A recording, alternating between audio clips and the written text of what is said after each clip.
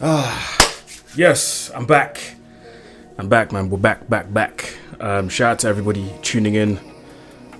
Before anything else, yes, people, welcome back to the channel. You know the face, you know the name. Aaron here, back again with another video. Shout out to everyone always tuning in, showing love, support. It's road to 13k still, and yeah, man, I appreciate every single one of you tuning in, man. Today's a new day. We're here to talk football. So if you're new to this channel, make sure to hit the like button, to hit the subscribe button, to comment in the comment section below as well. Let me know your thoughts, and yeah, we can always debate, man. We can always debate and talk football. Listen, today we're here to talk about something different.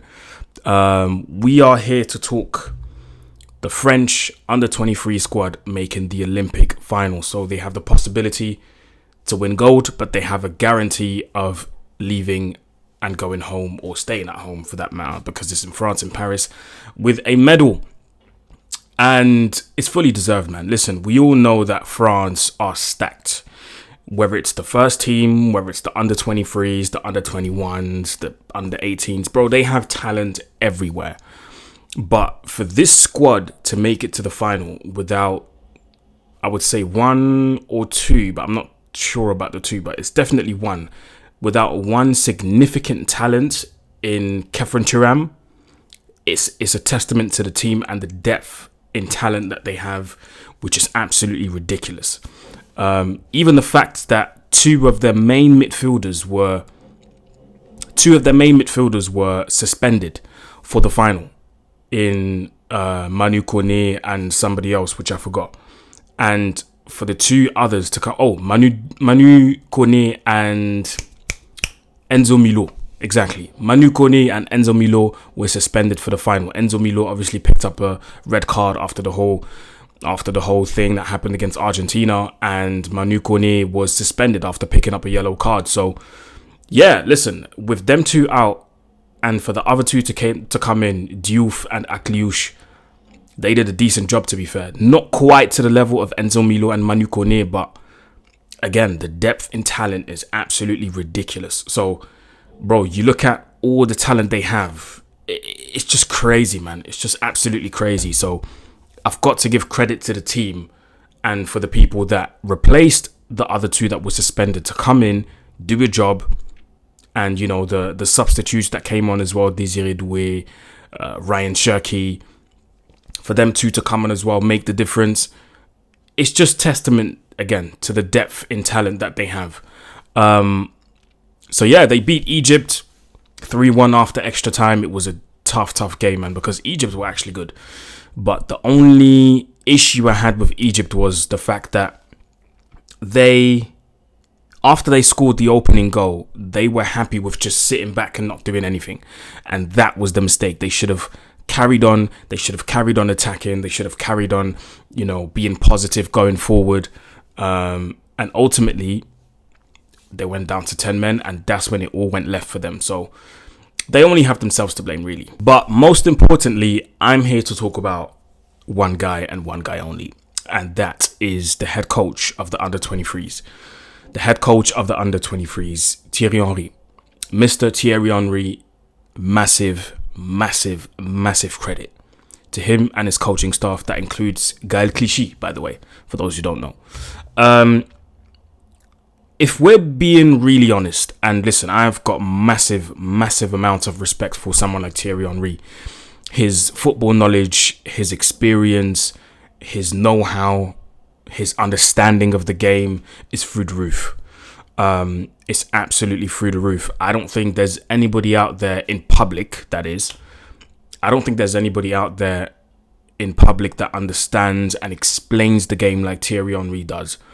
When he explains stuff, it comes across so natural and so easy and so knowledgeable that you just know, okay, this is somebody who knows what he's talking about. And if going back to my original point, it was almost like it's been kind of a redemption story for Thierry Henry, and this was kind of like, I'm not going to say his last chance, but with this job that he got when it was first announced, I was like, okay, this is your time now, Mr. Henry, to prove to the people that you are actually a good coach, because it was so sad and so frustrating in a way as well to see Thierry Henry coach all the teams that he's coached, or be the assistant where he's been. He's coached Monaco, he's coached Montreal Impact, he's been an assistant with the Belgian national team under Roberto Martinez.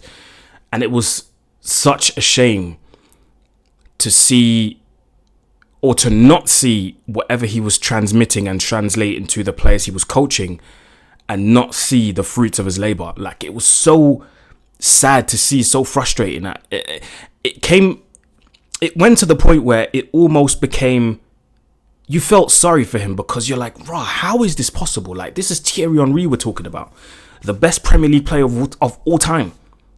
The best Premier League player of all time. How is it possible that wherever he goes, it's just not translating? Like, it's just not working out for him as a coach. Sorry about that, guys.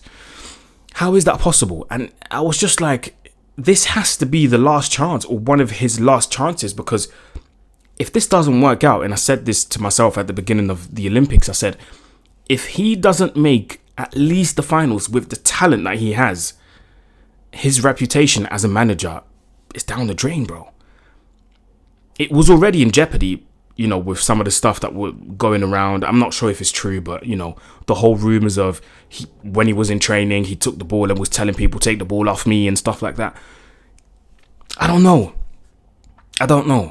And, with rumors going around that he was a very strict manager, like, you had to do what he thought you could do.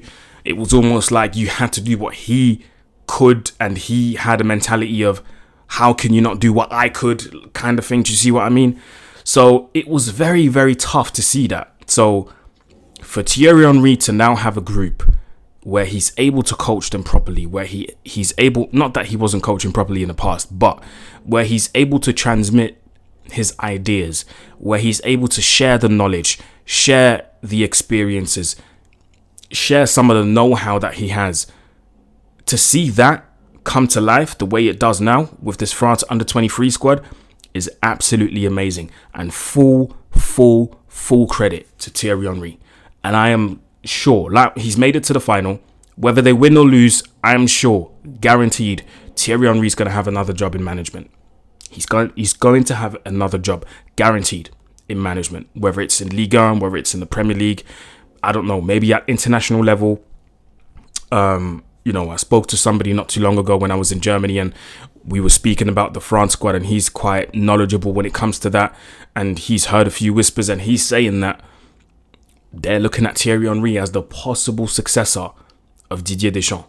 If not Thierry Henry, then it's going to be, if not Thierry Henry, then it's Zinedine Zidane.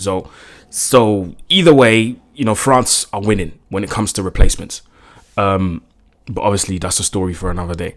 So, there could be something to be done here. The FFF, the French FA, might look at Thierry Henry and go, hold on, he's done a good job here.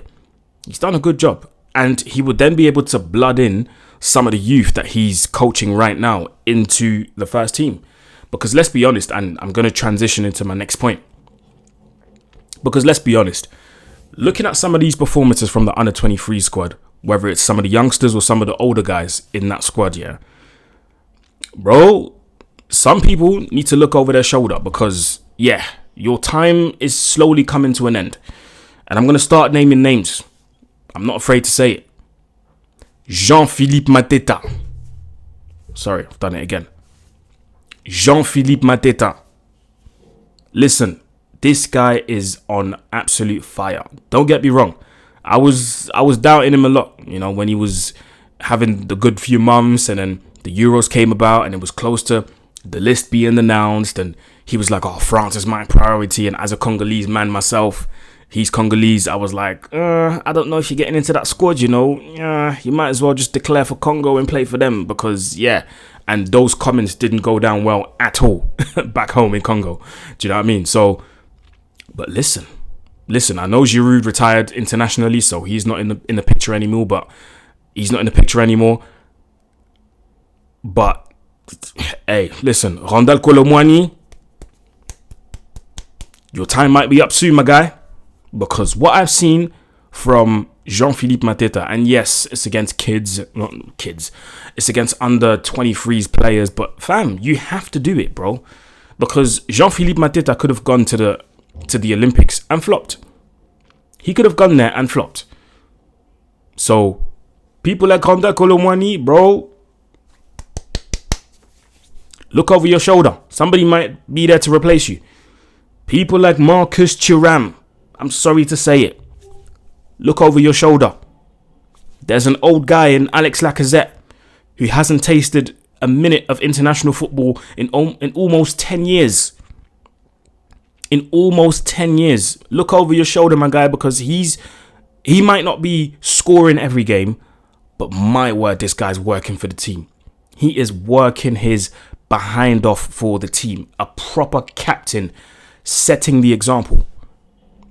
That's all I'm saying, bro. There's others in that team, bro. You need to start looking over your shoulder. Ousmane Dembele, bro, your time might be up because there's a youngster behind you in Michael Olise badding up the Olympics. And Michael Olise, my word, I'm running out of words. No pun intended. I'm running out of words to describe this guy. I'm running out of positive stuff to give this guy or to say about this guy. And I'm so happy. I'm so happy that he's moving away from the Premier League. He's going to go and join Bayern Munich. He is going to absolutely rip that league to shreds. So will he in the Champions League. And I don't think people are ready. I do not think people are ready to see what Michael Olise is going to do in the Bundesliga and in the Champions League. Bro, this is going to be so disgusting.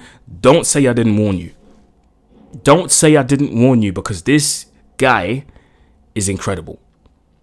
He's absolutely incredible. And you know what the funny thing is? The English public, we know him from the Premier League. The French public are just discovering him now. They're only getting familiar with him now because the French people don't really, well, they do watch the Premier League, but when they do watch the Premier League, it's the big games. They don't watch the Crystal Palaces, the West Hams, the Newcastles and stuff. They only watch the big games. So even when they do watch Olise, it's like once every 2-3 months kind of thing. And I bet you a lot of people didn't even know he was French. I bet you a lot of French people, I bet you a lot of French people didn't even know he was declaring for France, bro. So, yeah, and I can tell you from reliable sources, the French public absolutely adore him. There's 3 people in that squad that they love. Olise, Lacazette, and Jean-Philippe Mateta. And I promise you guys, pressure will be applied to Didier Deschamps because now he's got something to think about. The following international break or the first international break of the season, October, Didier Deschamps, you've got some choices to make, my friend, because, bro, yeah, some of these guys are balling out, and not just them 3, by the way. There's a lot of other players, that can make the first team squad. I forgot the name of the left back, and my word, France. How long has it been since they've had a decent left back? Because a lot of them that came through haven't been able to really impose themselves. The Ferland Mendy's of the world and all of that. I can't remember France having a decent left back since Lizarazu, bro. In my opinion. So, honestly, man, credit to Thierry Henry. Credit to the coaching staff, Gaël Clichy, the other people part of his staff, backroom staff. They are doing an incredible job. And this redemption story from Thierry Henry is absolutely beautiful to see. Do you know what I mean? And yeah, man, listen, I wish for France to win that final. It's not going to be easy because they're up against Spain. Flipping hell, man. These Spaniards, bro, they're everywhere. Do you know what I mean? They are everywhere trying to win everything. But man, Thierry Henry, I'm happy. Very, very happy for him. So yeah, man, let me know in the comment section below if you've watched the Olympics, if you've been following it, if you like it. Let me know in the comment section below. Let me know what you think, your thoughts on Thierry Henry. How is he going to carry on his career in management? Has he successfully managed to create this redemption story? And is he going to finish it with a medal, with a gold medal? I wish for him to do that. So let me know in the comment section below what you think, man. So yeah, like, share, comment, subscribe. Make sure you keep your eyes locked on my channel. I'm gonna start doing live streams. Well, live streams. I'm gonna start going live on TikTok for pretty much every game when the season starts. Every important game that I can cover, I will be going live on TikTok, and you guys can join. Then you guys can, how do you say these things? Tap the screen, give me flowers, give me this and gifts and whatever. Yeah, you guys know the whole thing. If you're on TikTok, make sure you follow me at Aaron Chakaya, same name as my YouTube channel. Follow me on there. The first game I'm actually going live for is going to be the Community Shield on Saturday, United against City. Looking forward to that one. And yeah, man, that's it from me, people. Like, share, comment, subscribe, all of that good stuff. And I'll see you soon. Peace.